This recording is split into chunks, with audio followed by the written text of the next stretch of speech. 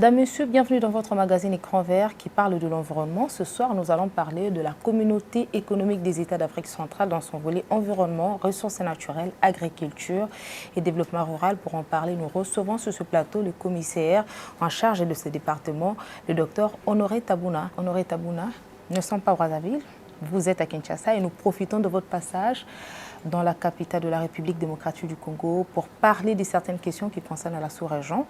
Vous êtes commissaire de la CAC en charge de l'environnement, gestion de ressources naturelles, agriculture et développement rural. Comment vous sentez déjà dans votre peau par rapport à ce titre?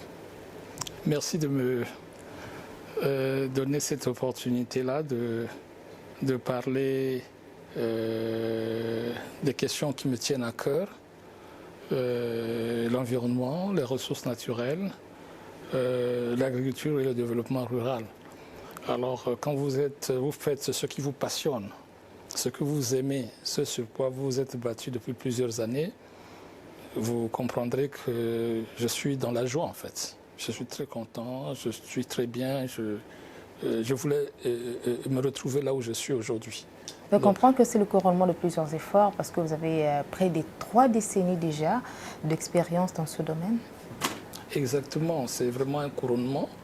C'est vraiment le résultat d'un travail acharné, une occasion de développer des qualités comme la patience, la persévérance, l'écoute, la collaboration étroite. Ça a été vraiment un tout. Un tout dans ce sens que, bon, vous avez la satisfaction intellectuelle, morale, sentimentale, professionnelle surtout, parce qu'on doit faire dans la vie ce qu'on aime. Voilà, c'est ça, ce qui vous passionne. Et ce pourquoi vous êtes capable d'aider les autres. C'est-à-dire que développer l'altruisme, c'est-à-dire que chercher son bien en trouvant en premier celui d'autrui, parce que la vie elle est basée comme ça. Voilà pourquoi d'ailleurs j'ai étudié la nature. Regardez que la source d'eau, quand elle sort de l'eau, c'est pas pour elle-même. Et c'est comme le soleil quand il brille, c'est pas pour lui-même. Alors c'est ça la base de la vie, faire pour les autres. Alors aujourd'hui vous êtes commissaire, avec quelle vision? Une vision de faire de telle sorte que l'environnement, les ressources naturelles, l'agriculture, le développement rural s'inscrivent, mais de façon très développée dans l'économie des États, pour être clair, qu'on augmente la valeur économique de ces différents secteurs pour que les réponses que les pays attendent, que les populations veulent, puissent être concrètes. C'est-à-dire que est-ce qu'on peut, à travers le département dont j'ai la charge, arriver à une contribution réelle en termes de création d'emplois, en termes de diversification de l'économie, en termes d'aménagement du territoire, en termes de développement de l'héritoire, en termes de valorisation des savoir-faire traditionnels utilisant la biodiversité, en termes de développement de l'artisanat. C'est-à-dire que ce qui existe, ce qui fonctionne tous les jours, en lien avec l'environnement, avec l'agriculture, soit au cœur du développement. C'est-à-dire que le développement, pour être clair, pour expliquer ça à la grand-mère ou au grand-père, au quartier, comment les gens peuvent gagner leur vie à partir de ces secteurs. Gagner leur vie au-delà de ce qu'ils gagnent, ou bien ces personnes gagnent aujourd'hui. Voyez-vous, nous sommes dans une des régions dotées de ressources naturelles incommensurables. Mais qui ne profitent pas aux populations. Voilà, pour le moment, voyez-vous, on en parle, chaque fois on a parlé du potentiel. Maintenant, ça suffit. Il faut transformer ce potentiel-là en quelque chose de productif et que ça devienne réel. Pour que les populations se sentent, oui, nous sommes dans une région. Regardez la Chine. Et comment en arriver? Mais comment en arriver? C'est partir d'abord de l'existant. Parce que si vous partez de rien, ça va être très difficile. Mais partir de l'existant. Dans l'environnement, oui, à l'environnement. Quels sont les différents secteurs de l'environnement? Est-ce qu'il y a des entreprises qui sont dans le secteur? À quel niveau elles sont? Est-ce qu'il y a des gens qui ont des activités? Et comment donc on peut développer ces activités-là? C'est-à-dire que développer les marchés, regardez la Chine aujourd'hui, ils ont développé le marché intérieur et nous avons les produits chinois partout. Est-ce que demain, on peut avoir les produits de la RDC à Brazza, à Kinshasa, en Chine, partout? Donc vraiment que ces produits-là touchent un maximum de personnes. C'est-à-dire qu'on développe ce marché-là. Donc on parle de ce qui existe. Est-ce qu'il y a une entreprise ici qui fait du jus dans le domaine agricole et ce jus-là, il n'est vendu qu'à Kinshasa? Est-ce qu'il peut être vendu à Brazzaville? Est-ce que le bœuf, la viande qui est au Tchad, peut demain remplacer la viande importée qui vient de l'Argentine? Si elle se développe, ça veut dire qu'il y a une répercussion sur les éleveurs qui sont au Tchad. Est-ce qu'on peut développer ce marché sous-régional de 200 millions? Demain, on peut avoir qui nous permettent d'intégrer les marchés de la sous-région. On peut, mais il faudra quand même des ressources conséquentes. Exactement, mais ça aussi, ce n'est pas ça qui va nous dépasser. Aujourd'hui, il y a tout un système financier au monde. Hein, les gens qui peuvent investir, qui veulent investir. Il y a des banques qui sont là, mais seulement il faut qu'à la base, vous ayez une vision économique. Si vous ne l'avez pas, vous ne pouvez pas faire quelque chose. Voyez-vous? Je suis en train de parler de l'existant. Hein, tous les pays sont partis de leur existant. Quand je parle par exemple de la Corée, vous avez les grandes entreprises avec les grandes marques. Hein, ces entreprises-là n'étaient pas au niveau qu'elles sont. Mais nous savons également que lorsque vous comparez à la Corée, mais lorsqu'on parle de l'Afrique aujourd'hui, nous savons que la plupart des pays africains sont des pays en voie de développement. Exactement. Regardez par exemple, vous avez UBA ici, des banques qu'on ne voyait pas il y a 20 ans. Hein? Nous avons des entreprises ici, je prends, hein, parce qu'il faut partir de ce qu'on a. Ici, si on fait la typologie des entreprises, vous verrez, vous avez l'artisanat, vous avez les petites et moyennes entreprises, vous avez aussi des entreprises qui ne sont plus dans cet univers-là. Comment on peut donner de la valeur économique grande? Ça veut dire quoi? Comment ces entreprises-là peuvent accéder à des marchés importants pour qu'elles se développent? C'est le marché qui fait développer une entreprise. Donc, il y a d'abord le marché national, il y a le marché frontalier et vous avez le marché sous-régional. Prenons le cas du bois. Aujourd'hui, nous importons la plupart des produits à base de bois. Et ce n'est pas normal pour des pays qui produisent le bois. J'ai été sur le marché maghrébin. Le bois du marché maghrébin vient de l'Asie. L'Afrique de l'Ouest sahélienne n'a pas du bois. Nous sommes absents. L'Afrique australe n'a pas du bois. Nous sommes absents. L'Afrique de l'Est, nous sommes absents. Donc si nous attaquons ce marché-là, s'il y a une entreprise ici qui vendait que pour le marché de la RDC, elle aura maintenant tous ces marchés-là. Donc avec une forte demande, elle est obligée de créer de l'emploi, elle est obligée de se développer. Nous comprenons qu'aujourd'hui, pour arriver à développer l'Afrique, il faudra fédérer les énergies. Exactement. C'est ça justement l'intérêt de l'intégration régionale, voyez-vous. Prenons le cas, dans notre sous-région, nous avons en dehors de la RDC des micro-marchés. Comment vous allez développer votre économie si vous avez un petit marché? Donc il faut de l'intégration. Voilà pourquoi les pères de l'indépendance, au niveau de l'Union africaine, depuis Lagos, ont compris qu'il fallait avoir ces marchés intégrés.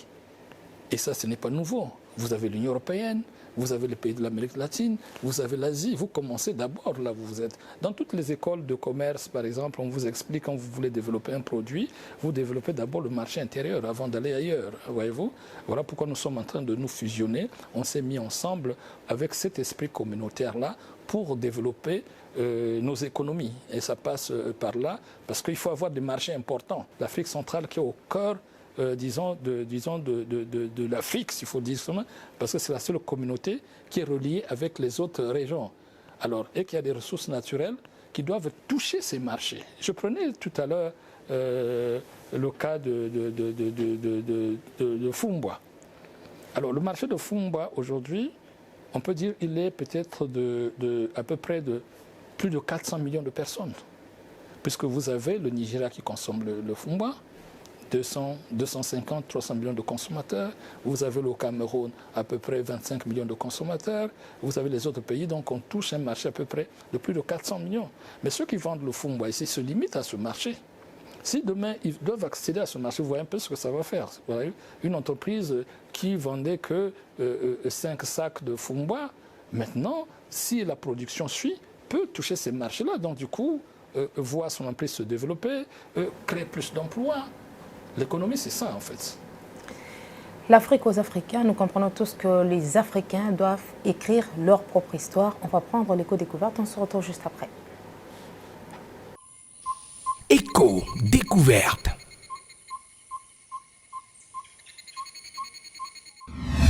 So we've chosen to core here because, so initially we have some idea of what we might expect to find along the transit based on satellite imagery. But actually yesterday when we were working here, to our surprise, we found peats present here under this rattan vegetation. And this is the first time really that we've encountered peats forming under this area of rattan. Okay, so now we're going to take a peat core and we'll see if there's been any shift in the vegetation through time, and you can also look at proxies for how wet the conditions have been, which might give you some information on past changes in the regional climates. Okay, so I think we can just get on with taking the peat core. Okay, so let's bring it according to here, yeah. I'll try not to lose stuff. No. Sac de riz. No. Demain, on devra mener un sac. Ainsi que chaque fois que nous prélevons, nous devons nettoyer. Donc, comme ça évite la contamination du carbone d'un milieu à un autre.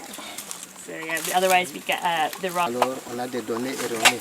On peut donner un âge qui n'est pas conforme à l'extraction qu'on a faite. Baby feet. Yeah.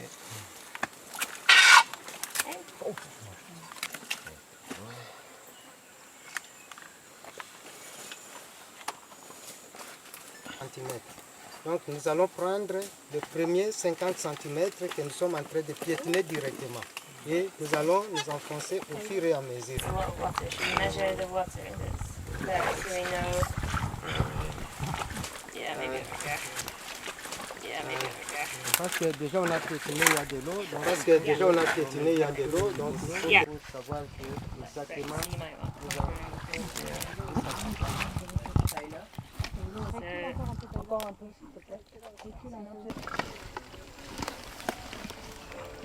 Say when. Bit more. Okay? Yeah. Okay. Let's turn.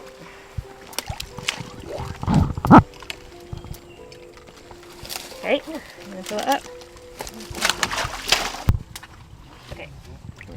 So I think maybe like there.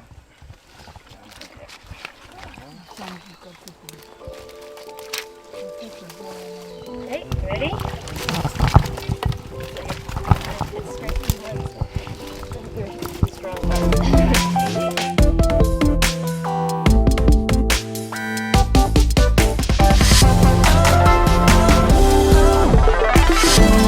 À vous entendre parler, si l'on s'en tient au chapitre 2, article 4 du traité de la CAC, nous comprenons que c'est un article qui s'attelle à promouvoir et à renforcer une coopération harmonieuse et un développement équilibré dans divers domaines des activités économiques et sociales.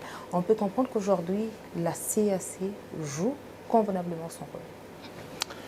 Mais la CAC, on ne peut pas dire qu'elle joue convenablement. Voilà pourquoi on vient de faire la réforme. Hein, si vous regardez le traité instituant sa création en 1983, vous retrouvez le même objectif.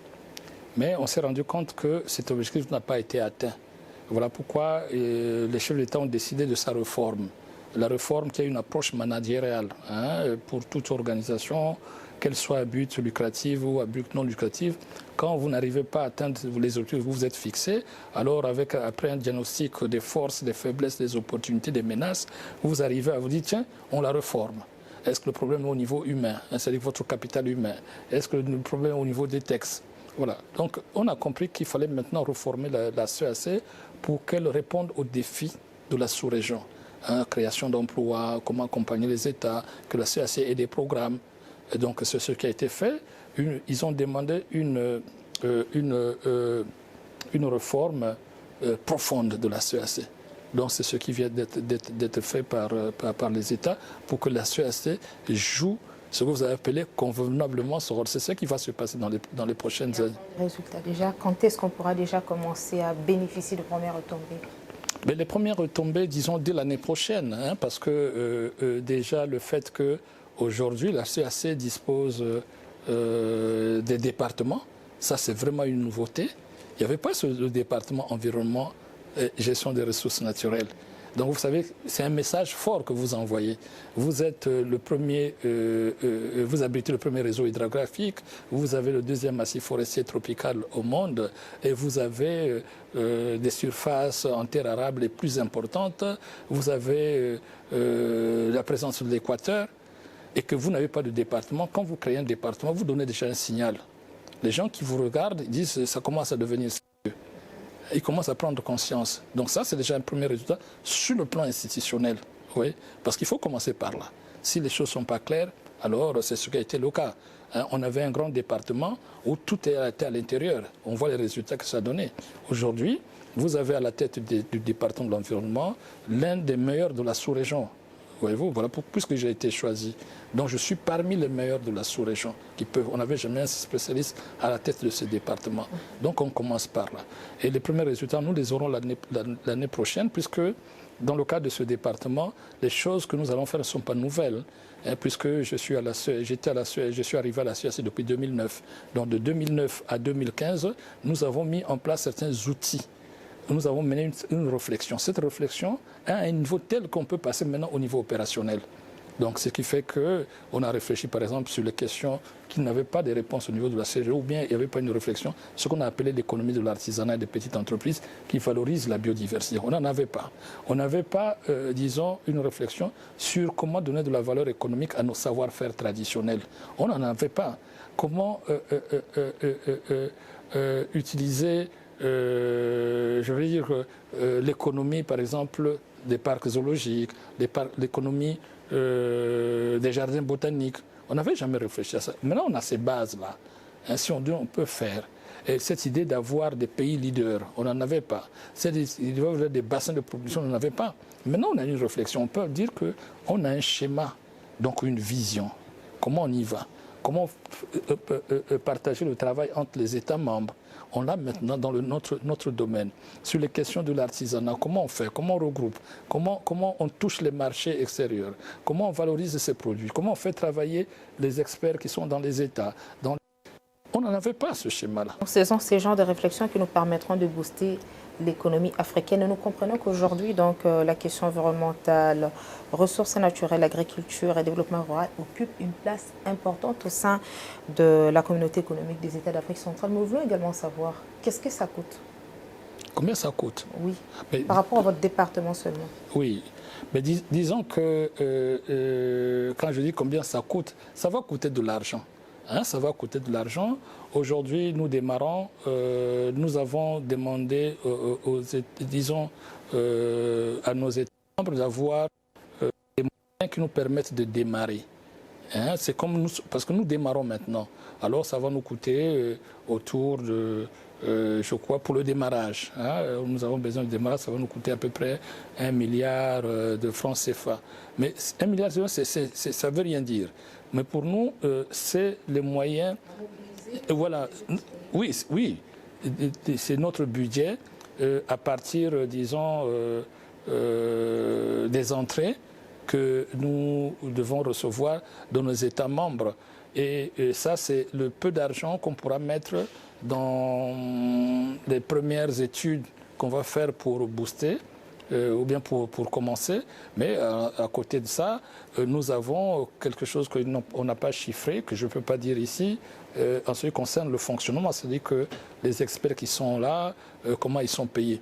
Donc là, c'est des moyens qui permettent, avec les programmes qu'on a, d'aller vers les marchés financiers pour dire, voici les programmes, voici les idées, voici la vision, hein, voici le peu d'argent que nous avons pour démarrer. Voilà, parce qu'on démarre, c'est comme ça qu'il faut travailler. Et concernant votre département, quels sont les quelques programmes phares que vous avez déjà? Oui, c'est-à-dire que nous avons par exemple le programme sur le développement de l'artisanat et des petites entreprises. Ça, c'est très important. Nous avons un programme sur le développement des produits forestiers non ligneux.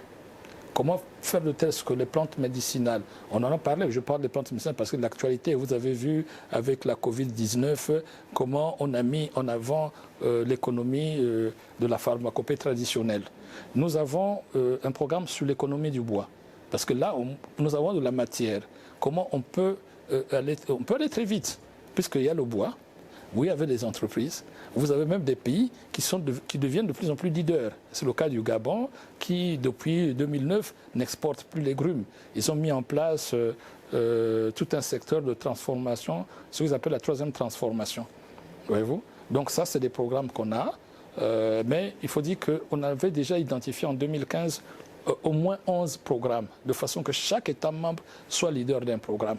Et un État qui est leader d'un programme a un observatoire en son sein, dans son territoire, a un salon ou un autre outil de promotion et a surtout un centre d'excellence. C'est-à-dire que c'est là-bas qu'on devrait orienter les investissements de la sous-région pour que nous ayons des pôles de développement dans la sous-région, comme ça se fait ailleurs. Vous voyez par exemple aux États-Unis, tous les États font de l'informatique, mais si la zone ou bien l'État où il y a une forte concentration de l'économie numérique ou bien l'économie de l'informatique, c'est Silicon Valley, par exemple, en Californie. On va prendre l'éco-créativité, chers téléspectateurs. Éco-créativité.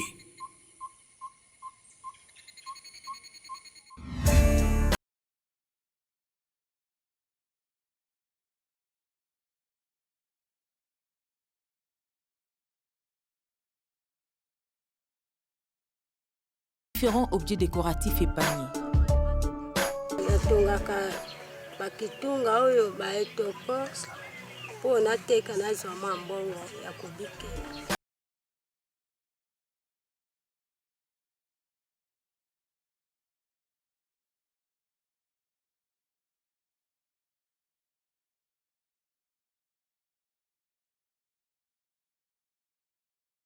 Awa na Kinshasa biloko oyo toza na mai te oyo tokoki kosalela yango. Me mwa misala kaka oyo wana ya bakitunga mabende wana biloko wana tobikelaka na yango. Kofutela mwa bandako tozoliaka wana kosomba elambaka wana.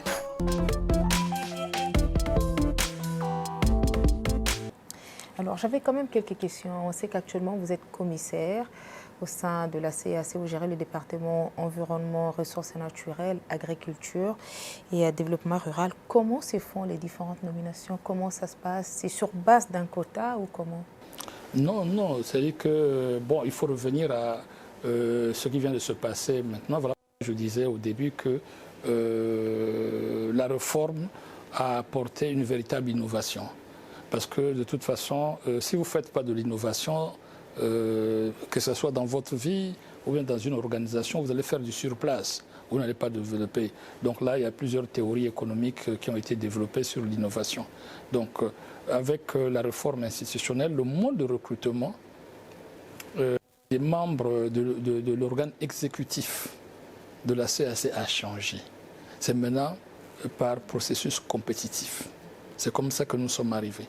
Donc il y avait 6 postes de commissaires et chaque État membre de la communauté avait ou bien été autorisé. Vous veillez à l'équilibre pour que un État ne puisse pas avoir par exemple deux animateurs au sein. C'est pas possible. Voilà, ce qui fait qu'aujourd'hui, vous avez à la tête du département dont j'ai la charge un originaire du Congo-Brazzaville. Vous avez au niveau du département promotion du genre une personnalité qui vient de la RDC, vous avez au niveau affaires économiques quelqu'un qui vient du Rwanda, vous avez au niveau vice-présidence quelqu'un qui vient de la Guinée équatoriale, vous avez au niveau de la présidence quelqu'un qui vient de l'Angola. Donc vous avez maintenant pour les autres États, il y aura d'autres postes qui seront là pour les pays qui n'ont pas de poste. Donc on tient à ce qu'on appelle l'équilibre géographique. Je l'avais signifié tantôt que vous êtes à Kinshasa et vous avez pris part au dialogue politique de haut niveau organisé par le PFBC et la Comifac portant sur la préparation de l'Afrique centrale et ses partenaires, d'une part à la 15e conférence des partis à la Convention des Nations Unies sur la biodiversité, la 26e conférence des partis à la Convention des Nations Unies sur le changement climatique et d'autre part les sommets Union européenne-Afrique, Union européenne-Chine et les congrès mondiaux de la biodiversité et des forêts. Quel est le message fort que la CAC voudrait bien faire passer à l'opinion internationale qu'internationale? Oui, la première chose, c'est que la recherche de position commune n'est pas une innovation.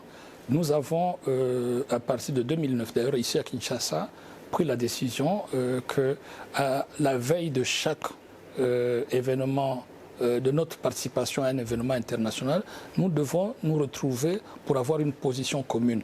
D'ailleurs, c'est ça l'intégration, hein, c'est ça l'esprit communautaire. Donc le message, c'est que nous voulons, pour la participation de la CAC à tous ces événements internationaux, comprendre que nous n'allons plus faire que de la conservation. Nous voulons faire de l'économie de la conservation parce que nous nous sommes engagés comme ça à Rio.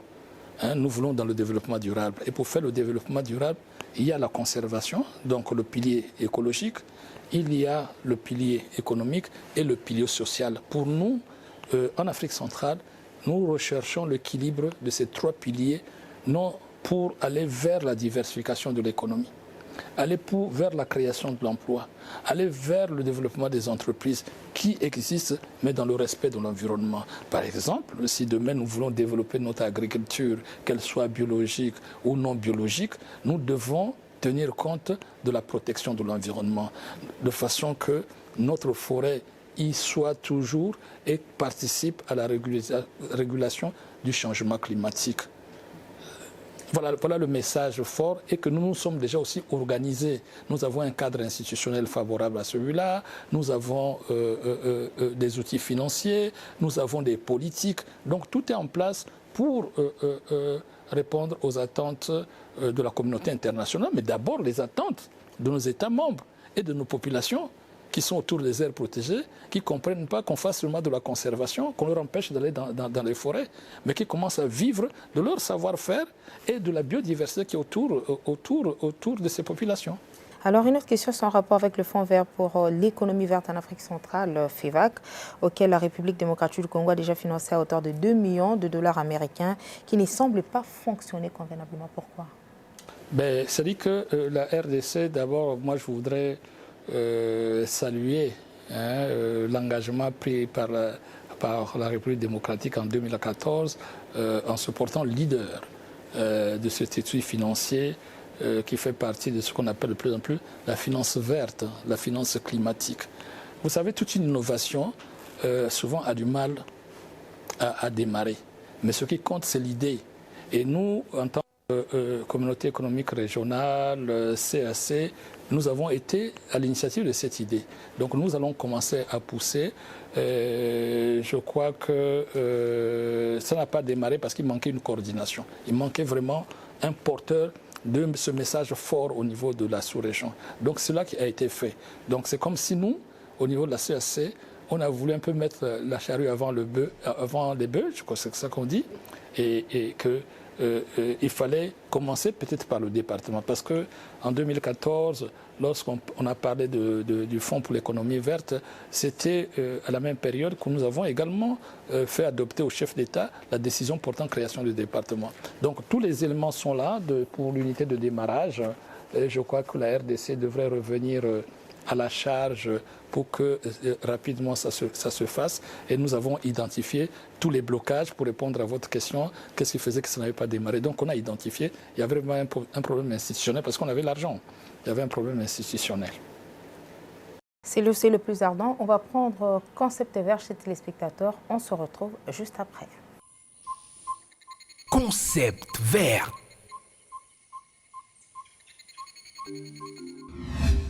Biorégionalisme. Le biorégionalisme est un mouvement écosocial contemporain qui privilégie l'importance de la région géographique immédiate, biorégion, plutôt que les nations abstraites de nature et de nation. Le biorégionalisme encourage les individus à se familiariser avec la biorégion et à s'y identifier afin de réhabituer l'endroit où elles vivent.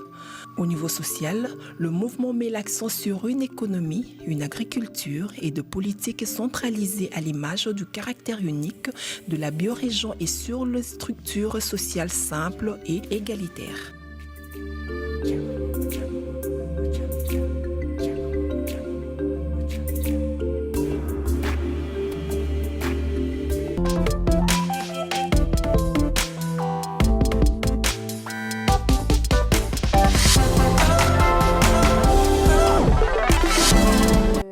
Honoré Tabouna, grâce à votre appui, la sous-région a pu bénéficier de la mise en place du réseau RECEAC, donc les communicateurs, les journalistes qui travaillent sur les questions environnementales, l'information environnementale au niveau de l'Afrique centrale pour accompagner, rendre visibles les actions de cette famille économique au sein de la sous-région. On peut comprendre qu'aujourd'hui, vous êtes fiers d'avoir participé à la création et à la mise en place de ce grand réseau sous-régional. Oui, c'est-à-dire que sous la coordination de ma hiérarchie à l'époque, en 2013, et l'appui des partenaires, notamment l'Union européenne, nous sommes arrivés à la création de cette institution importante. Donc je suis fier de voir cette institution. Mais c'est une fierté, disons, modérée, parce qu'il faut que RECEAC passe à un autre niveau. Donc c'est ce qu'on va faire. Mais ce qu'il faut dire ici à ce stade, c'est que l'importance du RECEAC, de la communication, de l'information. Dans ma démarche, si vous avez bien compris, vous avez bien suivi, je parle beaucoup du marketing. Et dans le marketing, il y a ce qu'on appelle le marketing mix, pour ne pas aller dans des grandes théories. C'est-à-dire que vous voulez développer un produit, vous devez tenir compte donc, du produit lui-même, de sa promotion, de son prix et de là où vous allez le placer. Et moi, ce qui m'intéresse, c'est la communication. Je parlais, nous allons faire comme Coca-Cola. Coca-Cola n'arrête pas de faire la promotion. Mais donc nous, il fallait également qu'on ait un outil, une institution qui va porter cette promotion de l'environnement. Parce que quand on parle de l'environnement, on dit mais qu'est-ce que c'est encore? Quand on parle de l'économie verte, qu'est-ce que c'est encore? On parle de l'économie bleue, on parle de l'économie grise. Qu'est-ce que ça veut dire? Voilà pourquoi, d'ailleurs, moi, je voudrais vraiment lancer... je voulais dire, vous remercier, les dames, les messieurs des médias, pour nous aider justement à faire la promotion, pour en parler, avec des mots simples pour que tout le monde comprenne que si aujourd'hui on parle de l'environnement, on parle du développement durable, on ne pourra pas faire autre chose que ça, puisque tout ce que nous avons, le coton, nos aliments, le soleil, l'eau nous vient de l'environnement. Donc quand on commence à faire de l'économie de l'environnement, on se développe. Voyez-vous, aujourd'hui, qu'est-ce qu'on peut faire avec la communication environnementale? Mais je voudrais plutôt parler de l'économie de la communication environnementale. Vous avez vu comme moi des nouvelles chaînes qu'on ne voyait pas hier. Vous avez toutes ces chaînes de télévision sur la communication environnementale. Et moi, je pense que la vision qu'on a de RECEAC, que le RECEAC soit au cœur, disons, du développement de l'économie environnementale, que toutes les chaînes mondiales qui diffusent des émissions sur l'environnement passent désormais par vous. Que vous commencez à vendre ces images-là, au lieu qu'elles viennent chercher ces images-là seules. Et ça veut dire qu'il faut... Donc c'est possible, mais il faudra quand même des financements conséquents. C'est-à-dire qu'on va commencer déjà à organiser le RECEAC en tant qu'institution, avec un secrétariat permanent, avec des organes, que vous soyez visible. Je termine par cette question. Que serait l'Afrique centrale sans la CAC? Sans la CAC,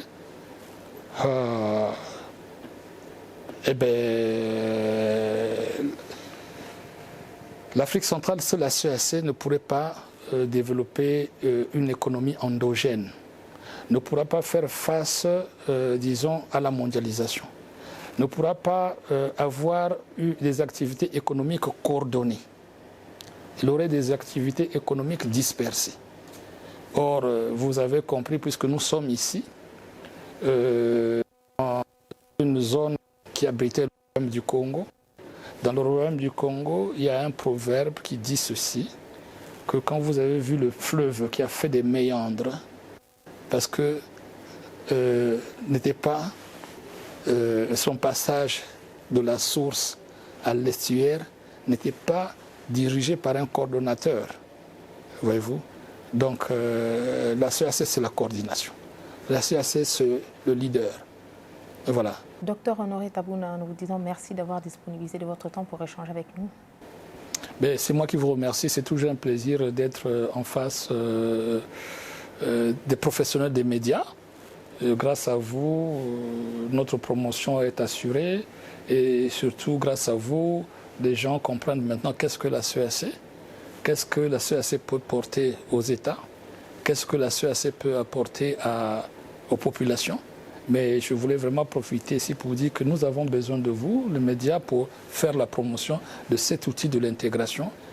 Donc on vous encourage de continuer à faire la promotion pour que les gens au quartier comprennent qu'est-ce que la CAC. Et maintenant, avec la réforme, nous allons encore donner une place importante aux médias. Le président de la commission, qui est un spécialiste des systèmes d'information, il tient énormément. Merci beaucoup et bon retour à Libreville. Merci, c'est moi qui vous remercie. Alors on va se séparer par cette rubrique « Mon idée pour la planète ». Nous avons besoin d'avoir une réflexion qui va contribuer à la préservation de la planète. Merci et à très bientôt. Mon idée pour la planète.